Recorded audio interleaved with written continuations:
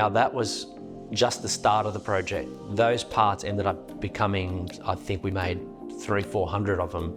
And for a small business to be able to demonstrate what it could do in 2 weeks when the other guys had 9 months was something that it's unforgotten. Even to today's time, 23 years later, that story's still told. And those parts still come back here for maintenance and for servicing. In recent years, when trains have been built overseas, that part unfortunately was produced overseas.